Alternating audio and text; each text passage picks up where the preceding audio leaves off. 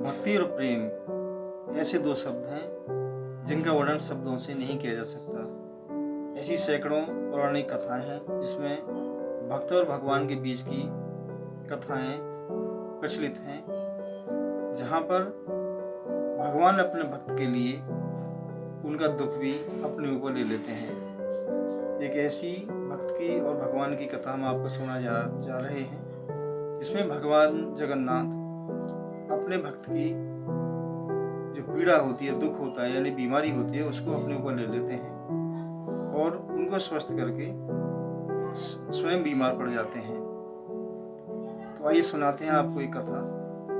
पौराणिक कथाओं के अनुसार भगवान जगन्नाथ के अनन्य भक्त माधव दास थे। उनका जीवन अत्यंत सरल और तपस्वी जीवन जैसा था। उनके लिए भक्ति ही जीवन का सार थी। एक समय माधव दास बीमारी से ग्रस्त हो गए और वह बीमारी लगातार बढ़ती रही। असहनीय पीड़ा से व्याकुल होकर उन्होंने भगवान जगन्नाथ से प्रार्थना की, हे ईश्वर, आप तो जगत के स्वामी हैं, क्या मेरी इस बीमारी को दूर नहीं कर सकते? तो भगवान ने प्रकट होकर कहा, मित्र माधव, तुम्हारे पिछले जन्म के कर्मों का फल अभी शेष है। इसे भोगने के बाद ही तुम्हें मोक्ष प्राप्त होगा। अब तुम्हारी पीड़ा के केवल 15 दिन शेष बचे हैं। यह सुनकर माधव दास दुखी उठे और अपनी पीड़ा व्यक्त की। उनकी करुण अवस्था देखकर भगवान जगन्नाथ का हृदय द्रवित हो गया। उन्होंने भक्त के कष्ट को स्वयं पर लेने का निश्चय किया तथा परिणाम स्वरूप माधव दास पूर्णतः स्वस्थ हो गए, किंतु भगवान जगन्नाथ स्वयं बीमार पड़ गए।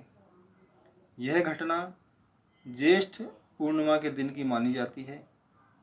तभी से ऐसी परंपरा है कि भगवान जगन्नाथ इस स्थिति के बाद 15 दिनों तक अस्वस्थ रहते हैं और एकांतवास करते हैं, जिसे अनासार कहा जाता है। इसके पश्चात उनके स्वस्थ होने पर नैनासर उत्सव मनाया जाता है। तो आपको ये कथा कैसी लगी? अगर अच्छी लगी तो कमेंट करें, मेरे चैनल को सब्सक्राइब करें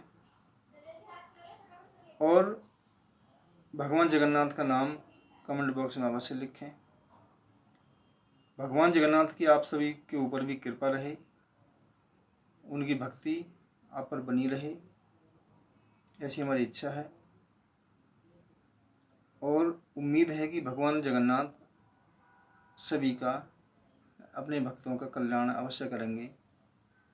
जय श्री जगन्नाथ, जय श्री राम, भारत माता की जय।